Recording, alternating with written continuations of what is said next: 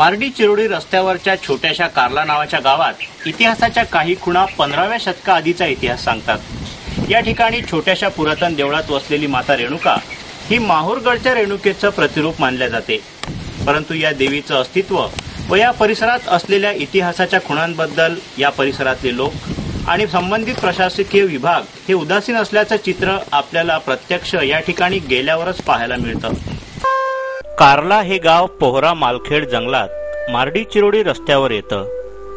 मार्डी पासून उजवीकडे 4 किलोमीटर अंतरावर वसलेलं कार्ला जेमतेम 450 लोकवस्तीचं एक खेडगाव। आसपासचा परिसर जंगलाने वेढला असल्या कारणानं बराचसा भाग वनविभागाच्या ताब्यात आहे। या छोट्याशा गावात 15व्या शतकापूर्वीपासूनचा मोठा आकर्षक इतिहास पुरातन रेणुका मातेच्या स्वरूपात दडलाय।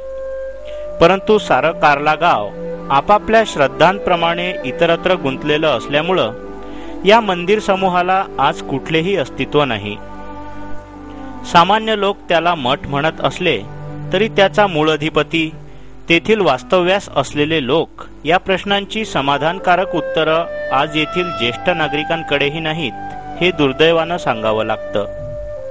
पूर्वीचा इतिहास दाखवत या गावाचा का बा इथं वेळूच्या रांजा होत्या, दुसरी इथं काही नव्हतं, फक्त गोसावीच होती। आणि आजही या गावात कमीत कमी 4 ते 5 ठिकाणी गोसाव्याचे मंदिर हजर आहे।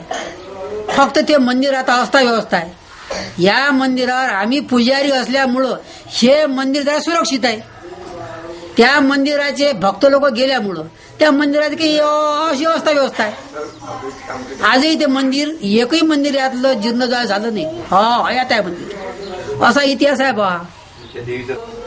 हा इतिहास आहे पूर्वीच्या प्रमिस मी तुम्हाला सांगून आलो आहे। मठामधल्या समाधी मंदिरावर असलेली नक्षी उपेक्षित परंतु मजबूत दगडी बांधकाम सहजच लक्ष वेधून घेतं।